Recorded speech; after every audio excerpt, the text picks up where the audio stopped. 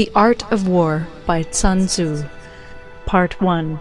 Laying Plans. Sun Tzu said, "The art of war is of vital importance to the state. It is a matter of life and death, a road either to safety or to ruin. Hence it is a subject of inquiry which can on no account be neglected. The art of war, then, is governed by 5 constant factors, to be taken into account in one's deliberations when seeking to determine the conditions obtaining in the field. These are 1. The moral law, 2. Heaven, 3. Earth, 4. The commander, 5. Method and discipline. The moral law causes the people to be in complete accord with their ruler, so that they will follow him regardless of their lives, undismayed by any danger. Heaven signifies night and day, cold and heat, times and seasons. Earth comprises distances, great and small, danger and security, open ground and narrow passes, the chances of life and death. The commander stands for the virtues of wisdom, sincerity, benevolence, courage, and strictness.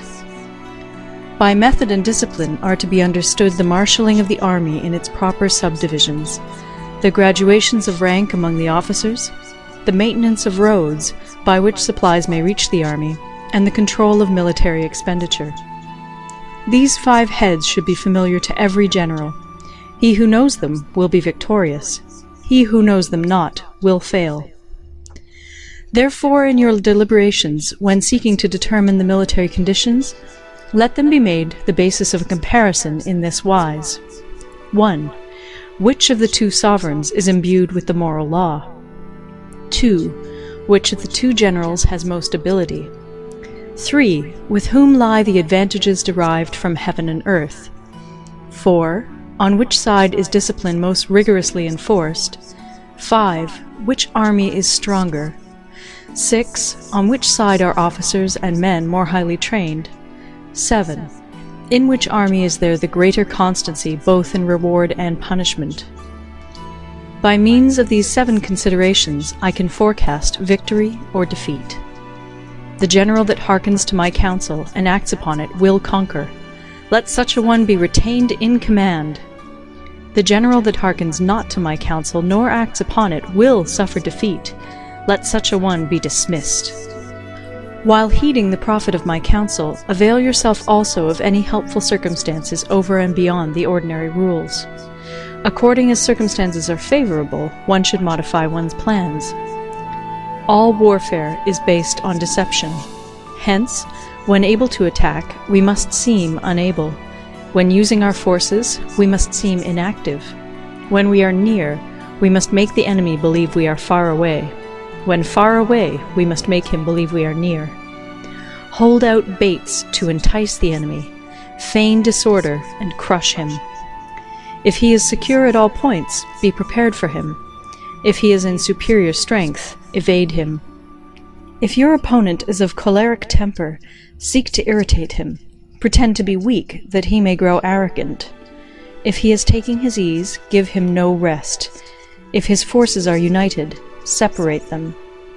Attack him where he is unprepared. Appear where you are not expected. These military devices, leading to victory, must not be divulged beforehand. Now the general who wins a battle makes many calculations in his temple ere the battle is fought.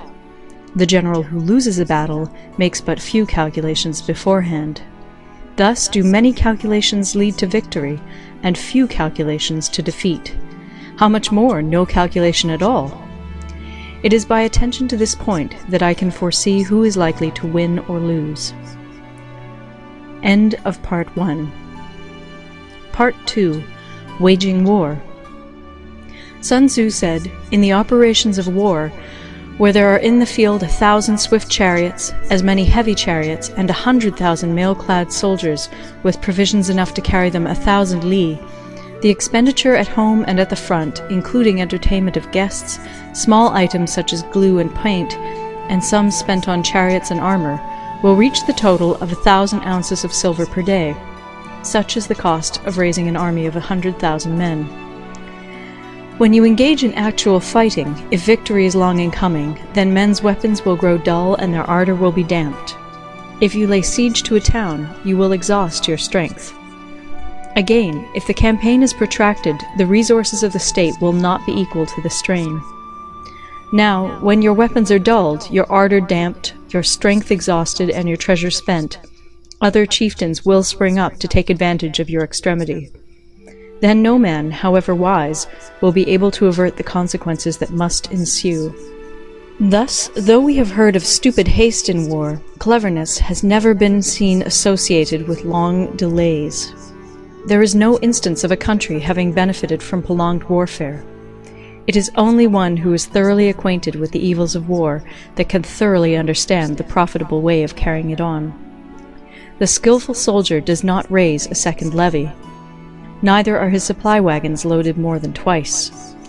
Bring war material with you from home, but forage on the enemy. Thus the army will have food enough for its needs. Poverty of the state exchequer causes an army to be maintained by contributions from a distance. Contributing to maintain an army at a distance causes the people to be impoverished. On the other hand, the proximity of an army causes prices to go up, and high prices cause the people's substance to be drained away. When their substance is drained away, the peasantry will be afflicted by heavy exactions.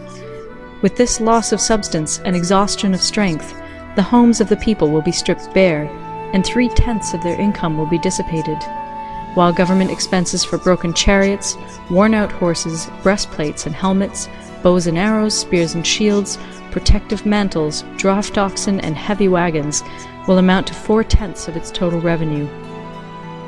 Hence, a wise general makes a point of foraging on the enemy.